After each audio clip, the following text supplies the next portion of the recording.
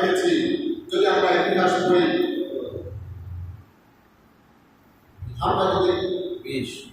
আমরা যদি ইতিহাস পাঠ করি তাহলে আমরা দেখতে পাবো নবী রাসূলদের থেকে শুরু করে বড় বড় আলেম ওলামা আইম্মা মাশায়েখ মুজতাহিদিন মুহাদ্দিসিন ইকরাম তাদের উপর মুমিনদের উপর আল্লাহ সুবহানাহু ওয়া তাআলা যুগে যুগে এরকম দেবা আক্রমণ দিয়ে তাদেরকে পরীক্ষা করেছেন। তিনি তাদেরকে পরীক্ষা করেছেন আল্লাহ সুবহানাহু ওয়া তাআলা যাতে করে জেনে নিতে পারেন কে কে ইমানের দাবিতে সত্যবাদী আর কে কে মুনাফিক। কারণ তার উপরে ইমান নেই কিন্তু ইমানের ধারণ করে আছে। কেউ আছে সামাজিক কারণে লেবাস পোশাক লাগিয়েছে, মাথাকে বিয়া বলে, কেউ আছে যে হ্যাঁ ছেলে মেয়ে বিয়ে হয়েছে, কাটি হয়ে গেছে, এমনকি দাড়ি টুপি না রাখতে পারে, এরকম ইমানদার আছে কিনা সমাজে বলে অবাক হয়ে আছে।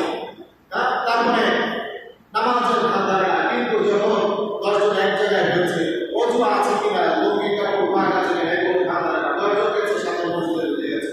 রাজনৈতিক কারণে নামাজ পড়ে আছে কিনা এরকম বলে, বিশাল বড় সভা সমাবেশ, ইসলামী কোনো একটা প্রোগ্রামে অংশগ্রহণ করেছে, অজু আছে কিনা খবরে জানা যায়, শরীরে গেছে, এরকম ভাই না বলে অবাক নেই এরকম।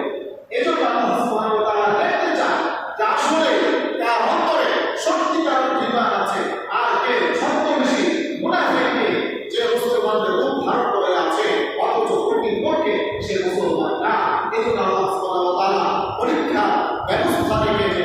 যেমনিভাবে দুনিয়াতে একটা ছেলে পড়াশোনা করে স্কুল কলেজ মাদ্রাসায় পড়াশোনা করে তার জন্য পরীক্ষার ব্যবস্থা আছে, কথা ঠিক কিনা বলে, সে সত্যিকার অর্থে পড়াশোনা করে কিনা পরীক্ষার মাধ্যমে তার মনোভাব প্রকাশ পায়, তার সে কি সত্যই ছাত্র কিনা তাকে সে ছাত্রের বেশ ধারণ করে আছে পরীক্ষার মাধ্যমে প্রকাশ পায়। তেমনিভাবে আল্লাহ সুবহানাহু ওয়া তাআলা যুগে যুগে প্রত্যেক নবী রাসূল এবং সাহাবায়ে তাবেঈনদের আইম্মায়ে মুজতাহিদিন ইমানদারদেরকে পরীক্ষা করেছেন।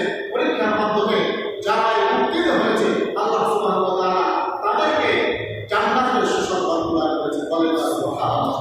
আর যারা পরীক্ষায় ফেল করেছে তাদের দুনিয়া আখিরাত সব বরবাদ হয়ে গেছে। রাসূল সাল্লাল্লাহু আলাইহি ওয়াসাল্লাম বলেছেন, আদ-দুনিয়া সিজনুল মুমিন ওয়া জান্নাতুল কাফিরিন। দুনিয়া হচ্ছে মুমিনদের জন্য কারাগার স্বরূপ। এখানে বিপদ আসবে, পরীক্ষা নিরীক্ষা আসবে, বাধা মুসিবত আসবে, অর্থনৈতিক সমস্যা দেখা দেবে, পারিবারিক সমস্যা দেখা দেবে, ধন সম্পদ